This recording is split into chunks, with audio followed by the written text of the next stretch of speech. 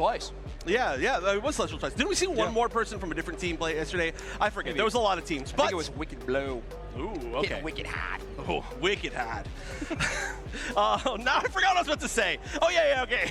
We need an You're accent distracting to say, me. We need an accent to say Surging Strikes in, I think. Ooh. All right, chat. Crowdsource that one. Yeah, we'll figure that one out later. But okay. One of the big things about that last match as well that I think Revelation really won through as we're going to the next draft was how they approached every objective. They were so quick to burn down every objective that Orange Juicers just weren't there for a lot of them. They were almost there. OG was like watching. I was like, oh no, please, let me get a hit in. And they just weren't able to every single time. So I think Orange Juicers maybe try to pick up something that's a little bit better secure. Obviously, if they can get Inteleon, they'll be really happy.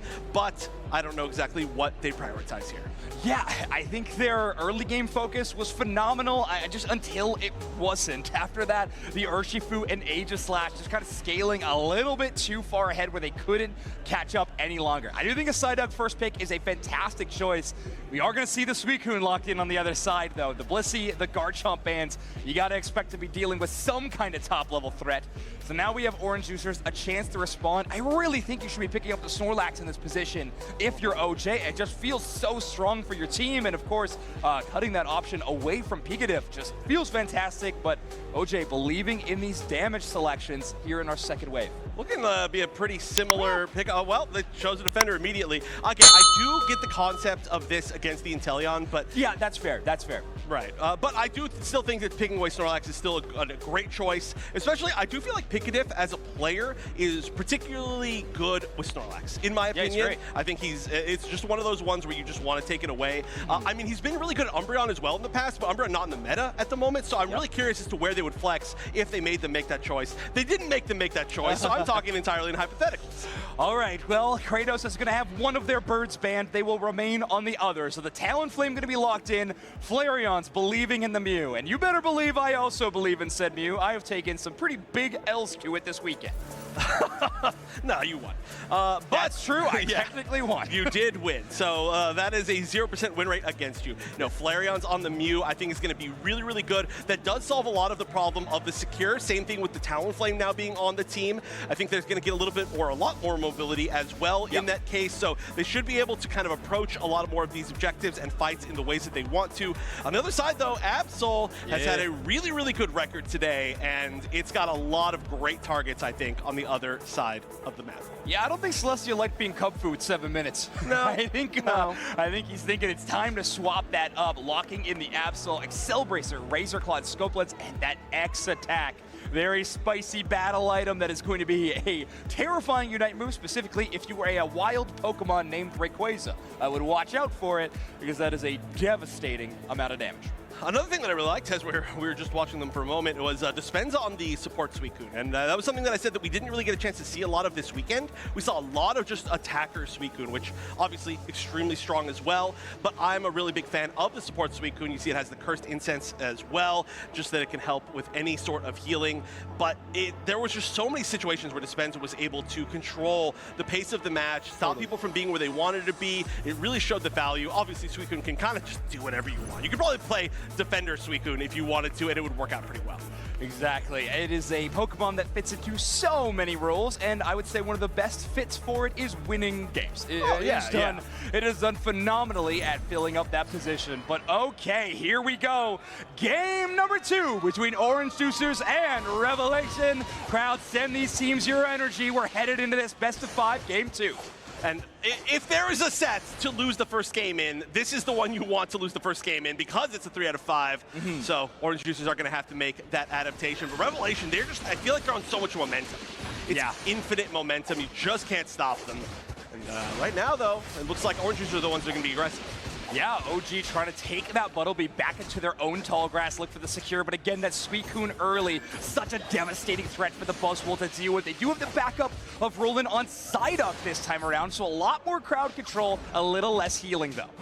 Ooh, this is very close. Oh, yeah. Wow. Oh, my goodness. I was about to say there, they must really think that they can get a pick right there if they're going to walk up that close. And honestly, maybe they could have waited a little bit for Celestial to come in, but I guess it's not going to matter because Celestial's still going to pick up a KO. A fight on bottom as well. Rare to see kind of big fights on both sides this early on, but I guess these teams just really want this win, a double KO streak as well. Yeah, it's honestly rare to see mismatches these days. With how much information is gained with these aggressive pushes around the goal zones, we often see rotations to the same path. But Celestial is going to get a few KOs, not to mention Lunaria is going to be way closer to Aegislash than they were in our last game. This is a scary flank situation. Oh, this is not what you want, but having to back out, Celestial only connecting on Zugrug. By the way, the passive is going to be great against Absol as well, but also a rotation down from Dispenza. Not anything gained from the side of Revelation. Jeez, a level 5 Fletchinder was trying to recall in that tall grass, and Oblivion just fell Stinger 2. Pikatif read him like a book. A bird watcher of a Snorlax tackles them. They do still make it away, I think only at the Drizzile. No snipe shot that chased down the Talon. Orange Juicers thanking their lucky stars about that one.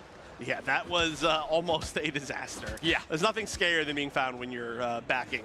But now a little bit of a fight maybe forced this 8-minute mark of XP, and I think Roland is going to be added to that list of experience. Ooh, Kratos as well going to add to that experience. Looks like maybe they were able to steal away a little bit of it, but a little bit of a run-in one-at-a-time situation for the side of Orange Juicers. They are finally doing some damage, but it's a scary situation, and they gave up a whole lot, considering the fact that, I'm sorry, who was it on Revelation? Oh, it was Celestial has the Accelerator, right? Yeah, exactly. So on that Absol, every single KO or assist will just be scaling up their attack damage even more. Already a terrifying thing to see. Revelation playing really well against this Talonflame. Every single time we see that Brave Bird, this team scatters. Do not want to see those Aerial Ace resets whatsoever. So this team is going north, south, west, and east anytime these team fights are popping off. And I do like the Aerial Ace choice, as they're going to be moving in, though, still. I was about to say Wide Guard, not as easy to use against Aerial Ace, but they immediately used it against Aerial Ace and then got the return KO. So what do I even know about this video game? Certainly nothing. Aegislash, such a good Pokemon. They're waiting as long as they possibly can. They're making sure that they can get the max Overdunk, which is going to be 25. So a pretty decent lead for Revelation. I won't say it's strong until it's at least 100, but they're going to take a Regieleki going towards the Tier 2 goal zone as well, right on top of that. What a flip of the script from Game 1 into Game 2. I mean, early game could not be more different. Revelation controlling the entire map, the EXP race, and even the points, albeit rather small. So far, this Regieleki walking towards this Tier 2. Talonflame trying to cut them off.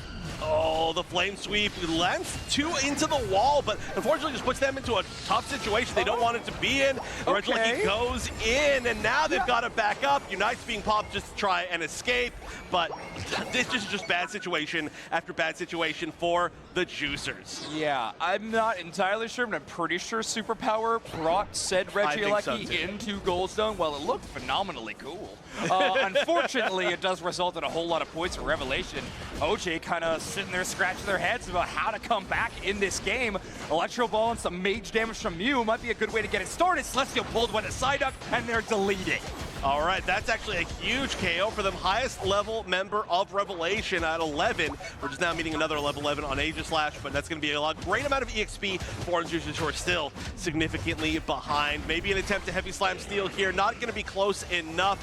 And so Pikatif might be going down as well. No, I don't know. That's a mix-up. I don't know if I'm going to guess that one. Snipe Shot just going barely short of hitting Zugrug. Another Snipe Shot barely short of Flareon. So a pretty good escape. I'm sorry, I love seeing the Pokemon fly up into the air with that one. And look at the effect of this early game lead. In any other world, with that Registeel buff, Orange Juicers is making a push onto the enemy Tier 1. They just don't have the Unite moves to try to compete. Revelation pushing their advantage now. Pikatif cutting off the backup, allowing the rest of their damage carries to fight on top of Tier 1. Orange Juicers rallying together quite well. Zugrug chasing down their old teammate will knock out the Absol on a great Lapras flank. All right, I gotta stop doubting the Lapras. It's working out great for Zug. Yeah, right now, though, trying to 1v3 is a little bit scary. They do know that there's some good backup. Unfortunately, we've seen a decent amount of missed snipe shots this time around, landing so many last time, but, oh my, there you go. Okay, yeah, there. As they're being dove by the Brave Bird, or by the Bird, and now the Buzzwole as well. They're just getting dove by everybody. They do manage to find that KO on the Inteleon, so the snapshots will not exist anymore, at least for a little while.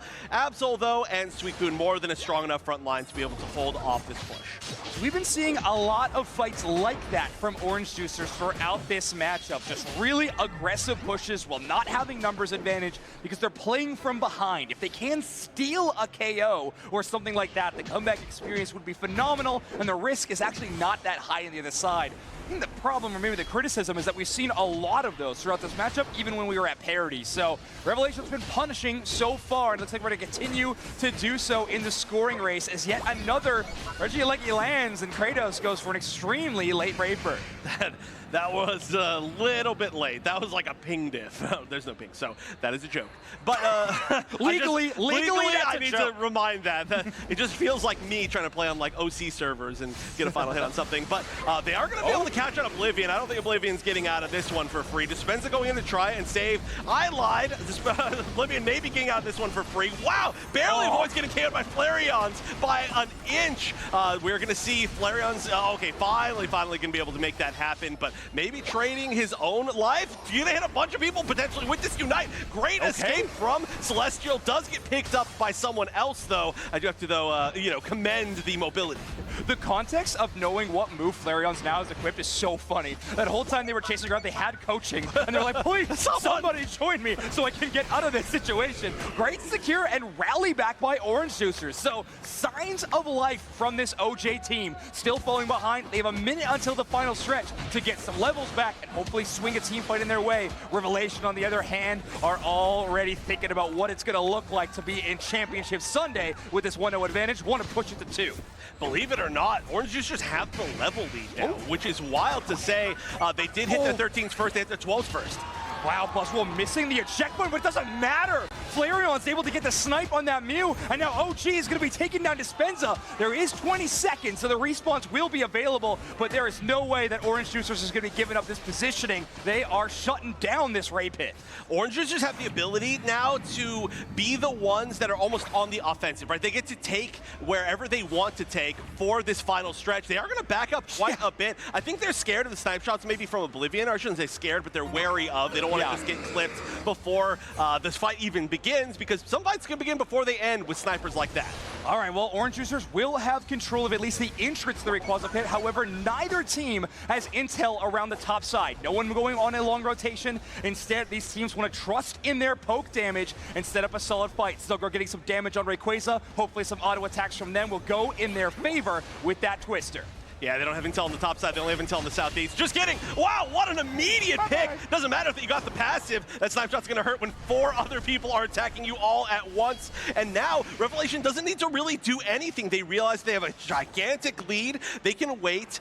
Still a good amount of time, so certainly we could see a respawn into a refight. I just want to see if they're going to move forward maybe. Try to get one more pick. I think they're searching for somebody with these snipe shots. Pikachu moving out a little bit far forward for some intel, but gets it. Hits the wild Pokemon instead of actually hitting the target that they wanted to. And now look at this. Oblivion has the sniper tower under, locked down. Aegis guarding one way, Snorlax the other, and they're going to kidnap Silgrug again. That is the Unitema from Lapras chasing out Celestial, but the major battle is going on in this bottom corridor. Absolute Unite move is used, but no KO's taken. It's OJ to strike first. Both Inteleon and Aegis are gone. The 2 major secure tools on top of this Rayquaza.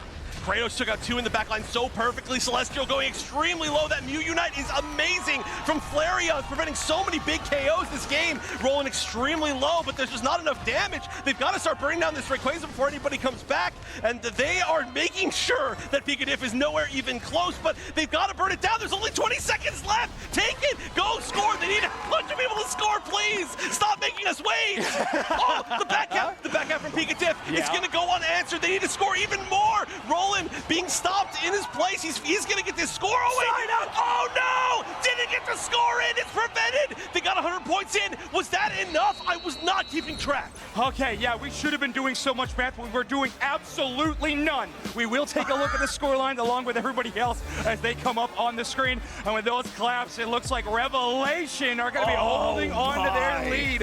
Pikachu with a clutch up back cap and a prevention of those scores. I think neither Flareons or OG were able to score on the tier 2 on that top side. Also shut down by the Aegis Slash. I mean, what a wild defense from Revelation. And I mean, we can break down this final fight, but I have to say, some really tough choices made by OJ, and it took a whole lot of time burning down that Rayquaza. They took a lot of time burning down Pikatif, I think was maybe the problem. At the same time as Rayquaza, maybe Pikatif is the real raid boss. This was, Taking aggro. Yeah, certainly. Real life tank aggro. Look at OG really low. I think they're a little bit scared of losing some of their members maybe, but 3 of them going down to fight Pikatif, who just is like, I'm going to barrier and I'm just going to sit here, and doesn't even, I think, go down. Yeah, jumping over, doing some great stuff as Rayquaza is taking at the 18-second mark. Now we can play a little bit more attention as Pikatif just walks over. Honestly, MVP of that entire last situation, right? Yeah, that's exactly right. Flareon's does get that Hundo Burger into the top side, but you can see OG's Buzzwole not able to score those 50 as Inteleon holds it down on the top side. And there it is, player of the game, going over to Linear on the Aegislash with 54,000 damage. Okay, so I do have to say as well, okay, great defense from Linear, obviously there. We got to see that moment. But we also saw Kratos not able to score because they got frozen by Suicune. Wow, okay, that was huge. So there were several opportunities where they were an inch away from getting the score to win that game, but now they've got to sit at a 2-game deficit. Obviously, you know, you got another chance here in first to 3, but you do not want to be in this situation. Yeah, Revelation, newly twice. Yeah, it was Celestial twice. Didn't we see one more person from a different team play yesterday? I forget. Maybe. There was a lot of teams, but I think it was Wicked Blow. Ooh, okay. Hitting Wicked Hard. Oh, Wicked Hard. Now I forgot what I was about to say. Oh, yeah, okay. We need an You're accent distracting to say, me. We need an accent to say Surging Strikes in, I think. Ooh, all right, chat. Crowdsource that one. Yeah, we'll figure